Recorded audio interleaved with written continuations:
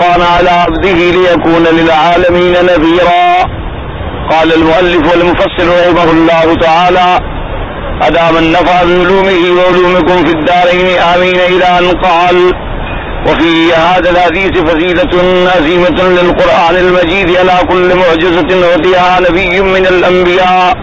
وعلى كل كتاب أنزله، وذلك أن معنى الحديث: ما من نبي إلا أعطي من المعجزات ما آمن عليه البشر، أي ما كان دليلا على تصديقه فيما جاءهم به واتبعوا من اتبعه من البشر.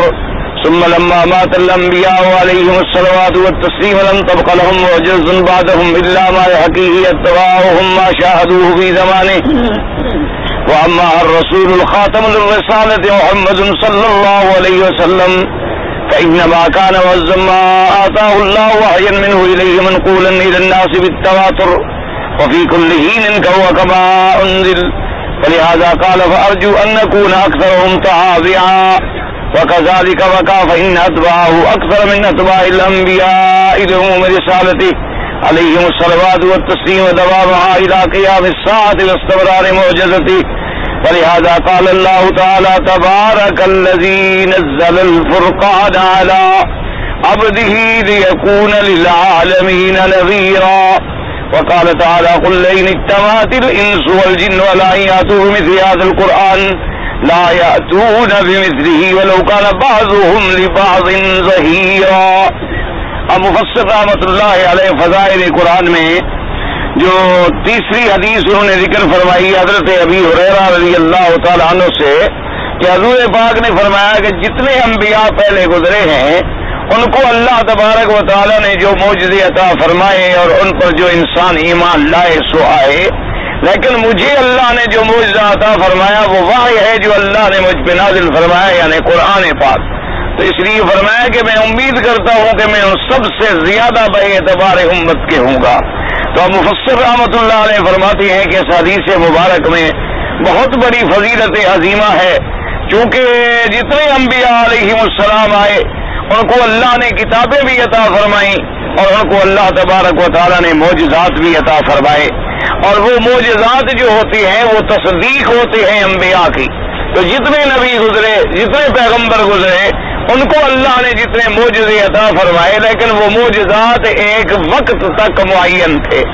یعنی جب وہ وقت گزر گیا تو وہ معجزہ بھی گزر گیا. اب جب انبیاء علیہم الصلاۃ والسلام کی وفات ہو گئی تو نبوت بھی ختم ہو گئی. جیسے موسیٰ علیہ السلام کو اللہ نے معجزہ عطا فرمایا، اللہ نے آپ کو ید بیضا عطا فرمایا، اللہ نے آپ کو عصا عطا فرمایا، لیکن جب تک زمانہ تھا وہ معجزہ باقی تھا. جب موسیٰ علیہ السلام کی وفات ہو گئی، نبوت بھی ختم ہو گئی، معجزات بھی گزر گئے. یا ان کے بعد اگر کچھ لوگ آئے تو وہ یہ ذکر کرتے تھے کہ بھی فلاں پیغمبر کو ایسا ایسا معجزہ ملا تھا، یا ہمارے آباء و اجداد نے اس معجزے کو دیکھا تھا، لیکن یہ شان ملی تو صرف حضرت محمد رسول اللہ کو کہ اللہ پاک نے آپ کو ایسا معجزہ عطا فرمایا قرآن پاک کہ قیامت تک وہ قائم رہے گا. یعنی اب ہمیں یہ نہیں کہنا پڑے گا کہ حضور کا معجزہ ہم دیکھتے، سب سے بڑا معجزہ قرآن موجود ہے. سب سے بڑا معجزہ، معجزے کا معنی یہ ہوتا ہے کہ ایک ایسی چیز جس کے کرنے سے ساری مخلوق عاجز آ جائے، یعنی یہ اللہ کا ایسا کلام معجز ہے کہ تمام کائنات کی مخلوق اگر اکٹھی ہو کر اللہ کے قرآن کا مقابلہ کرے تو عاجز آ جائے گی، لیکن ایک آیت بھی نہیں بنا سکے گی. جیسے کہ اس کے نزول پر 1400 سال کا زمانہ گواہ ہے کہ تمام دنیا کے بڑے بڑے علماء اور بڑے بڑے ادباء اور بڑے بڑے عرب گزر گئے، لیکن قرآن کا مقابلے پر کوئی ایک آیت بھی نہ بنا سکا، نہ آج تک بنا سکا اور نہ قیامت تک بنا سکے گا، کیونکہ اللہ نے فرما دیا ہے اِلَّمْ تَفْعَلُوا وَلَن تَفْعَلُوا، نہ تو پچھلے وقت میں تم کر سکے ہو اور نہ آئندہ قیامت تک تم قرآن کا مقابلہ کر سکتے ہو. تو اس لیے میرے مدنی پاک کی رسالت بھی عام، میرے آقا کی رسالت بھی قیامت تک، آپ کا معجزہ بھی قیامت تک، آپ کی نبوت بھی قیامت تک. اور پھر جیسے پہلے زمانے کا معجزہ ہے، مثلا موسیٰ علیہ السلام نے عصا پھینکا تو یا تو قبط نے دیکھا فرعون نے اور فرعون کی قوم نے، یا ان بنو اسرائیل نے دیکھا جو موسیٰ علیہ السلام کے ماننے والے تھے. لیکن باقی دنیا میں تو وہ معجزہ نہیں دیکھا۔ اسی طرح موسیٰ علیہ السلام نے جب عصا کو دریا پہ مارا اور دریا کے اندر راستے بن گئے 12 اور دریا کے اندر سڑکیں بن گئی، تو وہ معجزہ بھی صرف ان لوگوں نے دیکھا جو دریا سے گزرے تھے۔ اسی طریقے سے جب جادوگروں نے مقابلہ کیا اور موسیٰ علیہ السلام نے اپنا عصا ڈالا اور اس عصا نے تمام ان کے جادو کی ان سانپوں کو نگل لیا، تو اس معجزے کو بھی ان لوگوں نے دیکھا جو اس زمانے میں موجود تھے۔ لیکن یہ شان ہے تو قرآن کی ہے کہ یہ معجزہ جب سے نازل ہوا دنیا دیکھ رہی ہے اور قیامت تک دیکھتی اور پڑھتی چلی جائے گی، اس لیے اس معجزے کا کوئی مقابلہ نہیں کر سکتا۔ اسی لیے میرے آقا صلی اللہ علیہ وآلہ وصحابہ وسلم تسلیما کثیرا کثیرا نے فرمایا کہ مجھے میرے اللہ نے ایسا معجزہ عطا فرمایا ہے، اس لیے میں امید کرتا ہوں کہ قیامت میں سب سے زیادہ جو ہے وہ میری امت ہوگی۔ اسی لیے ایک حدیث مبارک میں آتا ہے، حضور پاک صلی اللہ علیہ وسلم نے فرمایا، ایک روایت میں آتا ہے آپ نے فرمایا اپنے صحابہ سے کہ میں امید کرتا ہوں کہ میری امت جو ہے قیامت کے اندر ایک ثلث ہوگی۔ تو صحابہ آپ نے فرمایا میں امید کرتا ہوں ارجو ان اکون نصف اہل الجنہ، کہ آدھا جنت جتنی اللہ کی جنتیں ہیں آدھی میری امت ہوگی اور آدھی ساری انبیاء کی امتیں ہوں۔ اور اس کے بعد حضور پاک صلی اللہ علیہ وسلم نے فرمایا میں یہ بھی امید کرتا ہوں کہ اللہ تبارک و تعالیٰ کی رحمت سے صرف 1/3 یعنی ایک حصہ جو ہے باقی امتیں ہوں گی اور 2 حصے جو ہے وہ میری امت ہوگی۔ اس لیے حضور پاک صلی اللہ علیہ وآلہ وصحابہ وسلم تسلیما کثیرا کثیرا کہ اللہ نے آپ کو ایسا معجزہ عطا فرمایا کہ جو نازل ہونے کے وقت سے لے کر آج تک اور قیامت تک تر و تازہ ہے اور ہر وقت وہ معجزہ موجود ہے۔ یعنی آج بھی اگر دنیا میں کسی کو طاقت ہے تو آج بھی وہ مقابلہ کر کے قرآن کا دیکھ لے، آج بھی وہ کوئی قرآن کے مقابلے پہ ایک سورت بنا کے دیکھ لے، قرآن کے مقابلے پہ ایک آیت بنا کے دیکھ لے۔ اس لیے مفسر رحمت اللہ علیہ نے فرمایا کہ پہلے جب مات الانبیاء علیہم الصلوات والتسلیم، جب انبیاء پہ موت آ گئی ان کے معجزے بھی ختم ہو گئے۔ ہاں بس لوگ قصے کہانیاں بیان فرماتے تھے کہ ایسا معجزہ ملا، ایسا معجزہ ملا، ایسا معجزہ ملا۔ وَأَمَّا رسول الخاتم الرسالۃ محمد صلی اللہ علیہ وسلم، لیکن ہمارے آقا حضرت خاتم الانبیاء والمرسلین حضرت محمد مصطفیٰ صلی اللہ علیہ وسلم، آپ کو اللہ نے ایسا معجزہ قرآن کا عطا فرمایا کہ ہر وقت تازہ ہے، اور اس لیے آپ نے فرمایا کہ میری اتباع زیادہ ہوں گے، کیونکہ آپ کی نبوت بھی قیامت تک اور آپ کا معجزہ بھی قیامت تک ہے۔ اس لیے اللہ نے فرمایا تبارک الذی نزل الفرقان علی عبدہ لیکون للعالمین نذیرا۔ اللہ نے فرمایا پاک ہے وہ ذات، بلند و بالا و برتر ہے وہ ذات جس نے اتارا اپنے بندے پہ قرآن پاک تاکہ وہ ڈرائے لوگوں کو قیامت تک۔ اور اس کے بعد فرماتی ہے قل ان اتبعت الانس والجن ولا یاتوا بمثل هذا القرآن، کہہ دیجیے کہ اگر ساری دنیا کے انسان اور جن مل کر قرآن کے مقابلے پہ آئیں اور بنانا چاہیں، وہ جتنی ایک دوسرے کی مدد کریں کر لیں، لیکن قرآن کا مقابلہ نہیں کر سکیں گے۔ ثم تکاثر معه من 10 سور منه، پھر اللہ نے فرمایا اچھا قرآن کا مقابلہ تو قرآن، بلکہ یہ تو 10 صورتیں بھی بنا کے نہیں لے آ سکتے۔ ام یقولون افترا قل فاتوا بعشر سور مثله مفتريات وادعوا من استطعتم من دون الله ان كنتم صادقين۔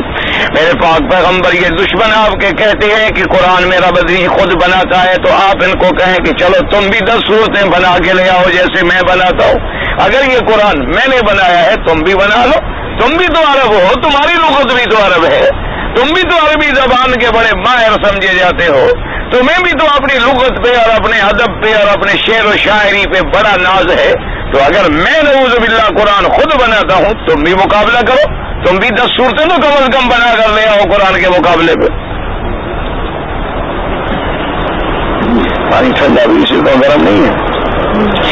اور اس کے بعد ثم تحداہم، پھر اللہ پاک نے فرمایا اور پھر ان کو چیلنج کریں کہ 10 صورتیں نہیں بنا سکتے، چلو ایک صورت بنائیں۔ الی یاتوا بصورۃ من مثلہ فاجزوا فقال ام یقولون افترا قل فاتوا بصورۃ من مثلہ وادعوا من استطعتم من دون اللہ ان کنتم صادقین۔ اللہ نے فرمایا اگر تم کہتے ہو کہ میرا بدنی پاک بناتا ہے تم بھی اس جیسی ایک صورت بنا کے لے آؤ۔ وکثرت تعدی الی ھذا المقام السور البقیہ، کما ذکرنا فی المدنیۃ ایضا کما فی سورۃ البقرہ یقول،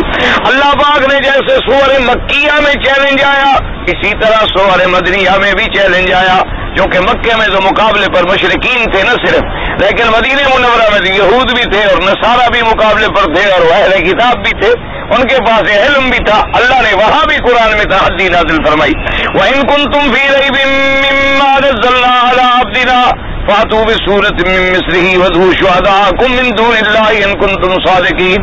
اگر تم شک میں ہو جو اتارا ہم نے اپنے بندی محمد مصطفیٰ پر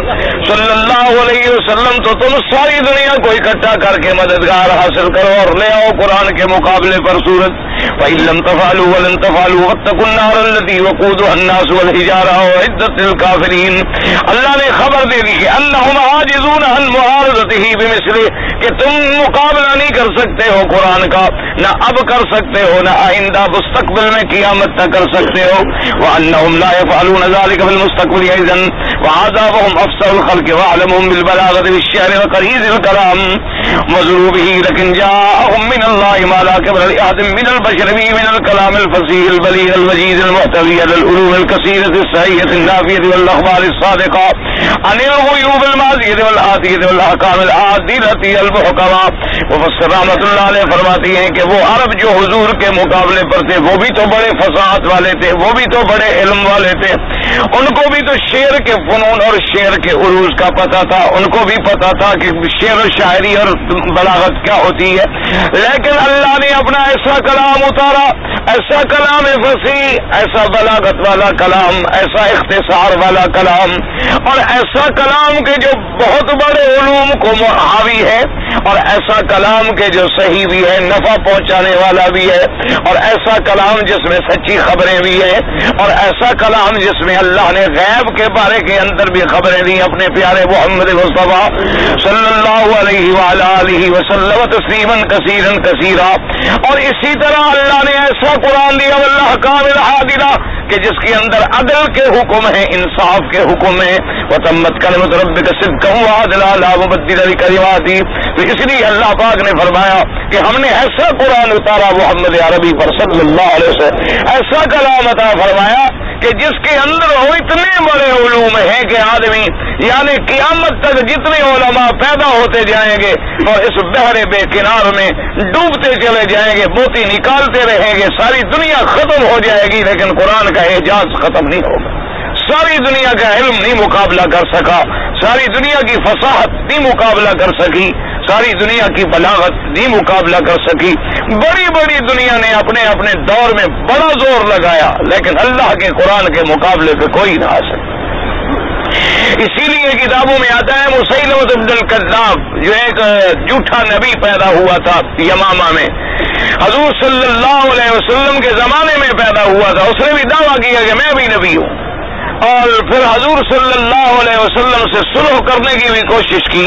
کہ چلو میں اپنی نبوت ختم کر لیتا ہوں لیکن آپ اپنے بعد جو ہے مجھے دے دیں خلافت۔ حضور نے فرمایا جو جھوٹا ہو اور نبوت کا جھوٹا دعوے دار ہو، اتنے بڑے کافر کے ساتھ کیسے کوئی معاملہ ہو سکتا ہے اور وہ بھی دین کے معاملے میں؟ تو حضور نے انکار فرما دیا۔ تو مسیلمۃ بن الکذاب بھی دعویٰ کرتا تھا کہ مجھ پر بھی وحی آتی، تو اس لیے اس کو بھی خیال آ گیا ایک دن، اس نے سنا نا قرآن مقدس میں سورۃ اتری اصحاب الفیل کی، سورۃ الفیل الم تر کیف فعل ربک باصحاب الفیل الم یجعل کیدہم فی تضلیل۔ تو اس نے کہا کہ چلو میں بھی آج ایک قرآن بناتا ہوں، اس نے بھی اپنے سارے ساتھیوں کو جمع کر لیا، کہنے لگا مجھ پر بھی قرآن اترا ہے، جیسے حضور صلی اللہ علیہ وسلم پر قرآن اترا ہے نا، مجھ پر بھی آج وحی آئی ہے۔ تو انہوں نے کہا ٹھیک ہے تم بھی اپنی وحی ہمیں سناؤ، کیا وحی آئی؟ اس نے کہا الفیل وملفیل وما ادراک ملفیل ذنبہ کثیر وخرطومہ طویل۔ تو انہوں نے کہا یہ مجھ پہ اترا ہے وحی کہ فیل جو ہے وہ فیل ہے، اور پتہ ہے آپ کو کیا ہوتا ہے؟ جس کا دم چھوٹا ہوتا ہے اور سونڈ بڑی ہوتی ہے۔ تو انہوں نے کہا کہ یہ تم نے اچھا کیا کہ ہمیں سنایا، باہر سنایا ہوئے تو لوگ تمہیں جوتے ماریں گے کہ یہ اللہ کے قرآن کا مقابلہ کر رہے ہو۔ تو الفیل وملفیل وما ادراک ملفیل ذنبہ کثیر وخرطومہ طویل، یہ قرآن ہے، پاگل ہو گئے ہو۔ انہوں نے کہا اچھا کیا تم نے کہ ہمیں سنا دیا، ہم تو تمہارے خاص آدمی ہیں نا، اس لیے ہم تو برداشت کر گئے، کہیں ایسا نہ ہو کہ باہر سنا بیٹھو لوگ جوتے مارنا شروع کر دیں تو اس طرح قرآن کا مقابلہ کون کر سکتا ہے؟ اور اسی طرح یاد رکھو کہ یہودیوں نے بڑا زور لگایا، اور پھر یہودیوں کی جو چلے آئے نسل در نسل وہ لوگ جو منکرین قرآن ہیں روافض میں، جو قرآن کا انکار کرتے ہیں، انہوں نے بھی قرآن پاک کو توڑنے کا بڑا زور لگایا۔ انہوں نے بہرحال زور یہ لگایا کہ اللہ کے قرآن کی آیتوں کو بدلا،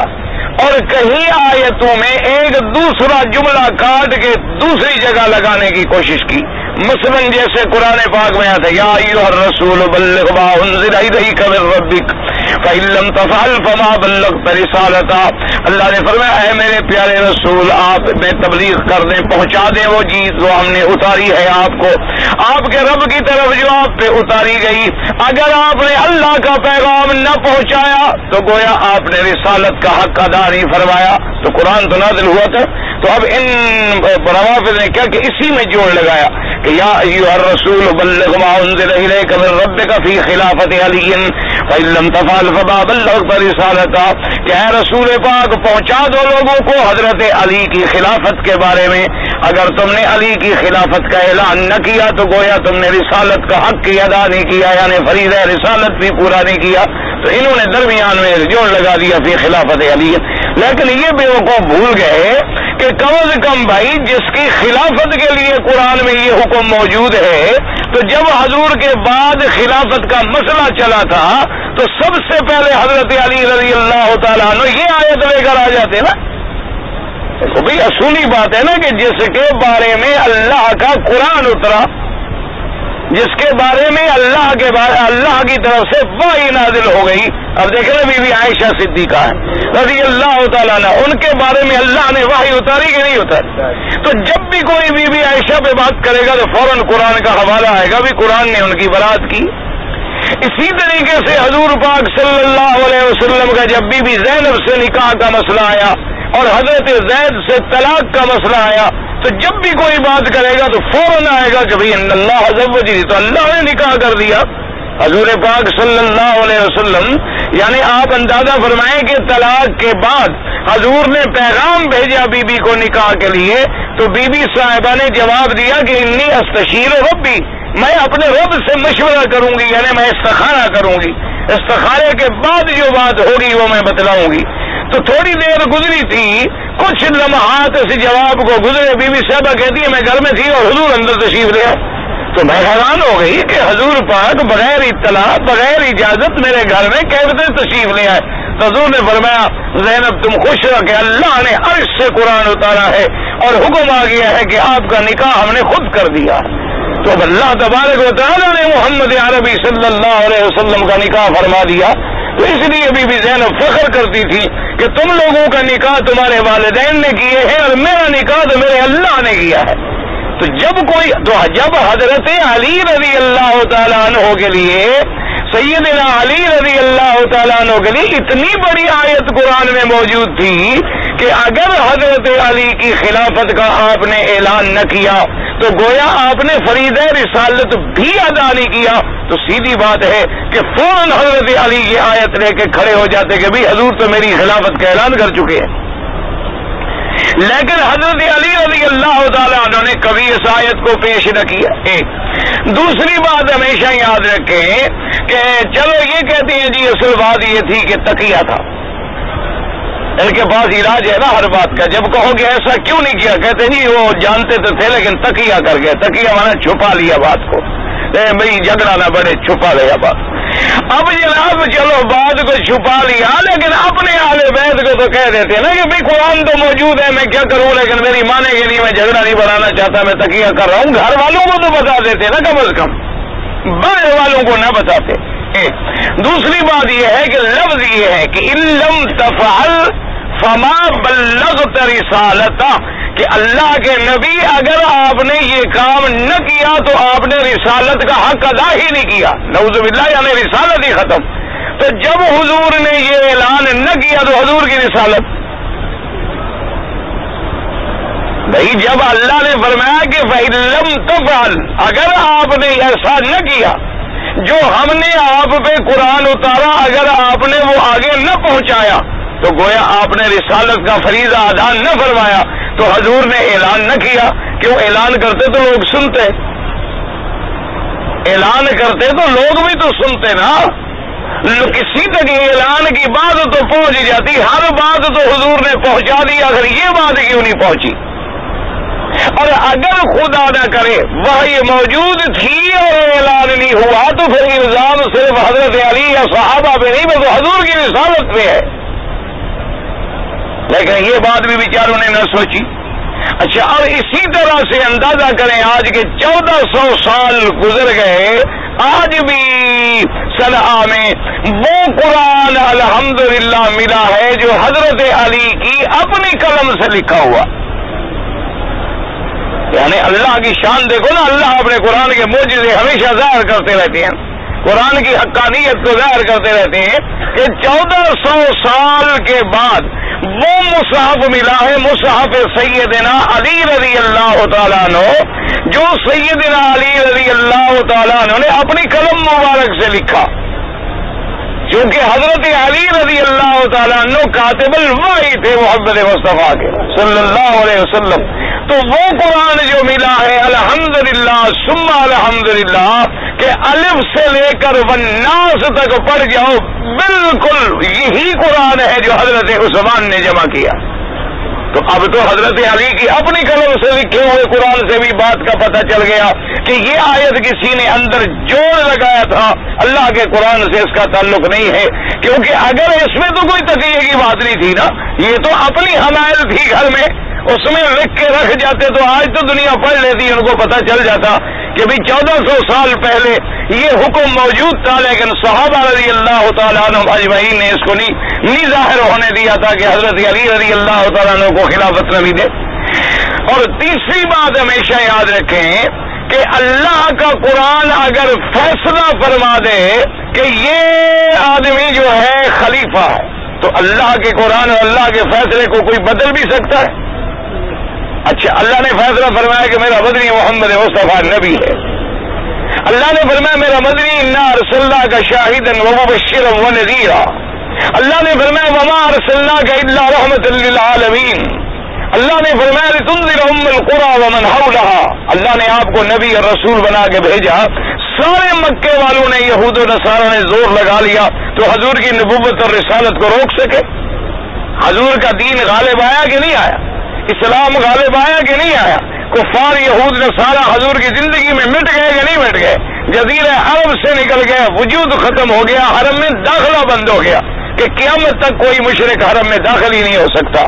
تو اگر یہ اللہ کا فیصلہ تھا تو پھر حضرت علی رضی اللہ تعالیٰ عنہ کے حق میں حضور کے فوراً بعد کیوں پورا نہیں ہوا؟ فوراً پورا ہونا چاہیے، اللہ کا فیصلہ تو کبھی رک سکتا ہی نہیں ہے نا، اللہ کا فیصلہ تو ہر شکل میں پورا ہوگا۔ ایک بات، اور تیسری بات ہمیشہ یاد رکھیں کہ جب اللہ نص قطعی میں کسی کے بارے میں ایک فیصلہ کر دے تو پھر اس فیصلے پر آدمی خود بھی عمل نہ کرے، یعنی جب یہ فیصلہ ہو چکا تھا تو حضرت علی رضی اللہ تعالیٰ عنہ تو حضرت ابی بکر صدیق کی بیعت نہ کرتے، تو آپ حضرت صدیق کی بیعت کی، پھر آپ نے حضرت عمر کی بیعت کی، پھر آپ نے حضرت عثمان کی بیعت کی، اور پھر حضرت عثمان کے بعد آپ کا نمبر آیا، اور ان تین خلافت کے زمانوں کے اندر جو تقریباً یعنی 22 اور 2 24 سال پر مشتمل ہے، 24 سال میں آپ نے ایک دن بھی نہیں فرمایا ابھی قرآن میں میرا نام موجود ہے لیکن یہ زبردستی کرسی پہ بیٹھ گئے۔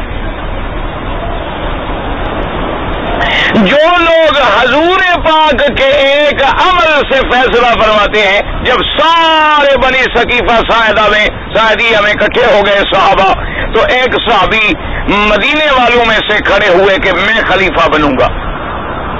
اور بعض صحابہ نے کہا کہ نہیں، خلیفہ مکے والے مہاجروں میں سے بننا چاہیے۔ تو ایک صحابی نے فوراً حدیث پڑھی، اس نے کہا حضور نے فرما دیا تھا کہ لا خلافت الا فی قریش، کہ میرے بعد خلافت جو ہوگی قریش میں۔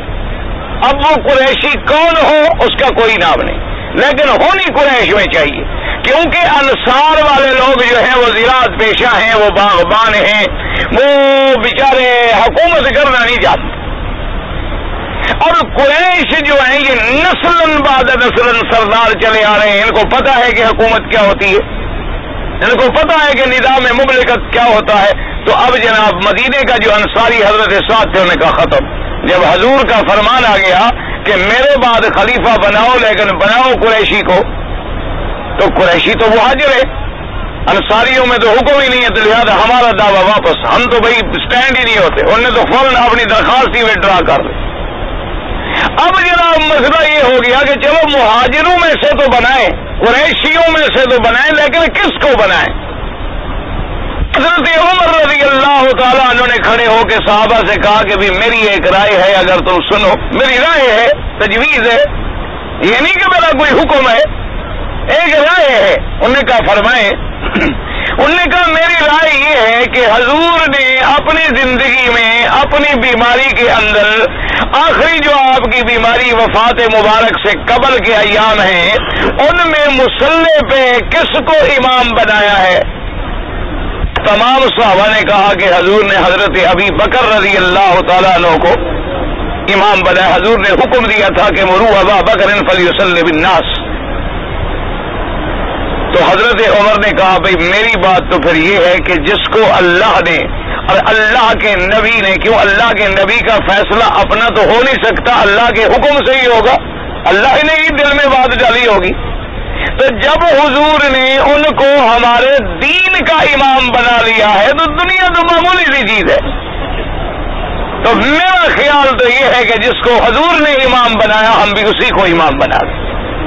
اب جناب صحابہ سب شور ہو گیا، انہوں نے کہا بالکل ٹھیک ہے، بالکل ٹھیک ہے، سب اتفاق ہو گیا، کسی کا اختلاف باقی ہی نہیں رہا. تو اب اگر صرف مصلی پہ کھڑے ہونے سے استدلال کیا جا رہا ہے اور اس کو تمام صحابہ قبول کر رہے ہیں تو اس کے مقابلے پہ ایک صحابی بھی کھڑے ہو جاتے، کہتے نہیں بابا حضرت علی کے حق میں تو قرآن موجود ہے، تم تو صرف امامت سے استدلال کر رہے ہو، ان کے حق میں تو یہ قرآن کی آیت موجود ہے، تو جھگڑا ہی ختم ہو جاتا. تو اس لیے ہمیشہ یاد کریں کہ بڑے مبتدئین نے، ابطال کرنے والوں نے، بڑے تعویل کرنے والوں نے قرآن میں تعویلیں کی، بڑے محرفین نے قرآن میں تحریف کرنے کی کوشش کی، کسی نے لفظوں میں تحریف کی، کسی نے معنی میں تحریف کی، لیکن سب جھوٹے کے جھوٹے علیحدہ ہو گئے اور اللہ کا قرآن موتیوں کی طرح نکھر کے علیحدہ ہو گیا. کیونکہ بندے کا کلام خدا کی کلام سے جڑے کیسے؟ ایک اللہ کا کلام ہے، ایک بندے کا کلام ہے، بندہ کتنا بڑا ہو جائے لیکن مالک کے کلام کا مقابلہ کیسے کر سکتا؟ لیکن لوگوں نے بڑی کوشش کی، اور اس لیے آج بھی قرآن معجزہ ہے کہ آج بھی وہ دنیا کو چیلنج کرتا ہے کہ کوئی ہے جو میرے مقابلے پہ لے آئے. اور پھر قرآن میں صرف اعجاز اس طرف سے نہیں تھا، کلام کے اعتبار سے، فصاحت کے اعتبار سے، بلاغت کے اعتبار سے، ایجاز کے اعتبار سے، اعجاز کے اعتبار سے، بلکہ معلومات کے اعتبار سے کہ مکے میں رہنے والا نبی نوح علیہ السلام کی خبر دے رہا ہے، مکے میں رہنے والے پیغمبر جو ہیں وہ آدم علیہ السلام کے قصے آسمانوں پہ جو گزرے ہیں وہ سنا رہے ہیں، جو نہ کسی مدرسے میں گئے نہ کہیں پڑھنے گئے اور خبریں دے رہے ہیں کہ روم کا یہ ہوگا، کسرا کا یہ ہوگا، کیسر کا یہ ہوگا، اور میرا دین جو ہے وہ شرق سے لے کر غرب تک پہنچے گا، اور حضور ساری خبریں بتا رہے ہیں. تو یہ خبریں بھی قرآن میں تھیں تو معلوم ہوا یہ غیب کی خبریں اللہ کی طرف سے آئی. اس لیے اور پھر صرف اس میں یہ نہیں کہ غیب کی خبریں یوں نہیں، بلکہ ایسے ایسے احکام ہیں، یعنی قرآن کے قانون دیکھ لو، چوری کے بارے میں دیکھو، ڈاکے کے بارے میں دیکھو، قتل کے بارے میں دیکھو، تجارت کے بارے میں دیکھو، نکاح کے بارے میں دیکھو، طلاق کے بارے میں دیکھو، یعنی کسی ضمن میں دیکھیں 1400 سال گزر گئے، آج تک قرآن کے قانون کو کوئی جھٹلا نہیں سکا.